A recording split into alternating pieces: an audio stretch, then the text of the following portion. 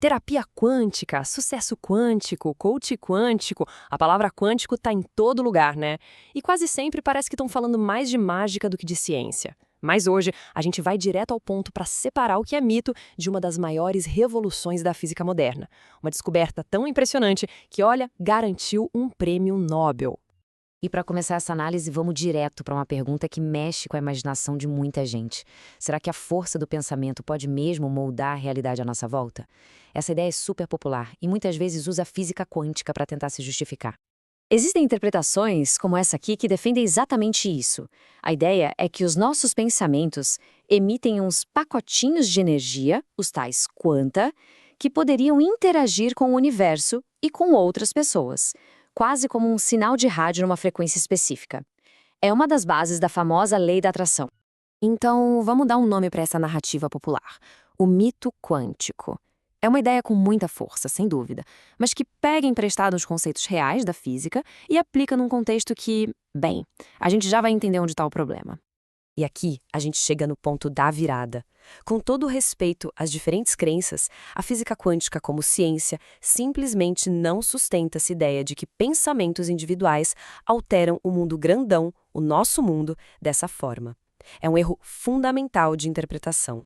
Para entender o porquê disso, a gente precisa falar de uma coisa fundamental: escala. É aqui que a diferença entre o nosso mundo, o que a gente vê e toca, e o mundo quântico se torna não só grande, mas, assim, gigantesca, e tudo fica mais claro. Pensa assim, no nosso mundo, o macroscópico, as coisas obedecem às regras de Newton, né?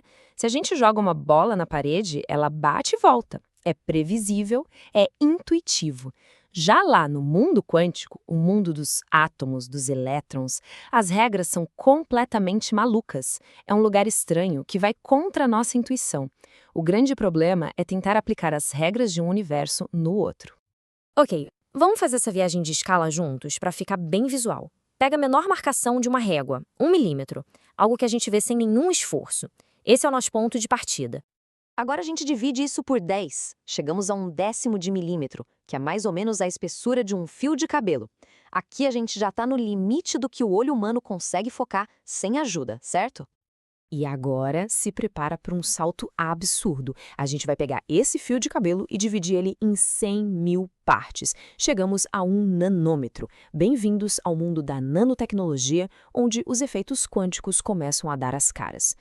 Mais um zoom de 10 vezes e pronto, chegamos na escala de um único átomo. Agora sim a gente está no coração do reino quântico. Aqui, os efeitos estranhos não são só detalhes, eles são as regras do jogo. E aqui está o pulo do gato.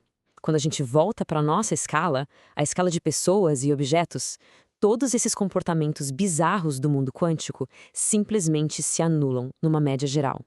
Eles se tornam tão insignificantes estatisticamente que, na prática, é como se não existissem. A matemática não deixa a estranheza de um átomo influenciar o voo de um avião, por exemplo. Mas e se fosse possível construir algo grande o suficiente para a gente ver, mas que ainda assim se comportasse de um jeito quântico? Essa foi a pergunta super audaciosa que levou ao Prêmio Nobel de Física de 2025. O prêmio foi para este trio aqui: John Clark, Michel Devoré e John Martinez. E eles conseguiram uma coisa que muita gente achava que era impossível: observar o comportamento quântico num sistema que não é microscópico. Essa foi a justificativa oficial do Comitê Nobel. Parece complicado, eu sei, mas vamos destrinchar esses dois conceitos: tunelamento quântico macroscópico e quantificação da energia. Eles são a chave de tudo isso. A pergunta que vale milhões, né?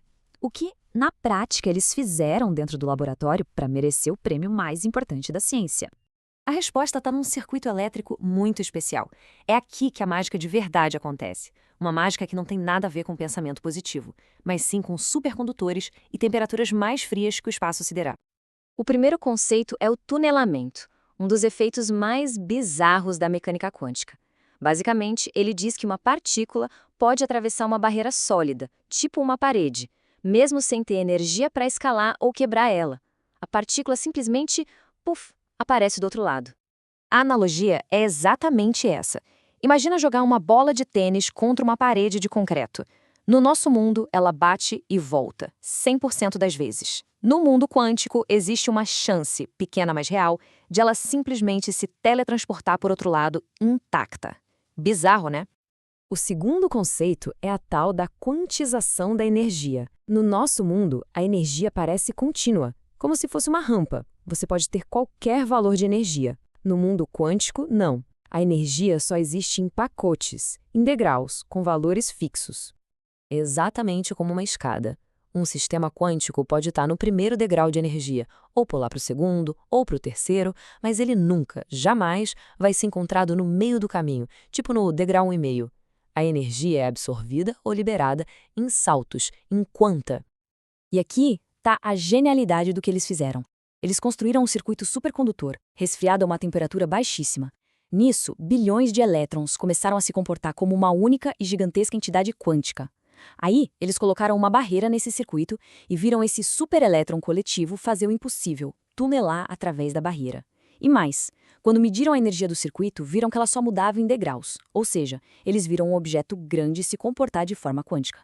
Certo, uma façanha científica e tanto, mas por que isso importa para quem está fora do laboratório? Porque, ao provar que a gente pode construir e controlar sistemas quânticos numa escala maior, eles não só ganharam um Nobel. Eles deram o pontapé inicial para uma nova era da tecnologia. E isso não é ficção científica, não. Os computadores quânticos que as gigantes da tecnologia estão desenvolvendo hoje são baseados exatamente neste princípio. A chance de criar comunicações impossíveis de hackear com criptografia quântica e sensores com uma precisão que a gente nem imagina, tudo isso é consequência direta desse trabalho fundamental. E assim a gente fecha o círculo. O mundo quântico não muda com a força do nosso pensamento. Mas o nosso pensamento, através da ciência, conseguiu construir um pedaço do nosso mundo que obedece às regras quânticas. Eles não quebraram a barreira entre os dois mundos, eles conseguiram expandir ela. E isso nos deixa com uma pergunta fascinante: qual será o próximo limite a ser superado?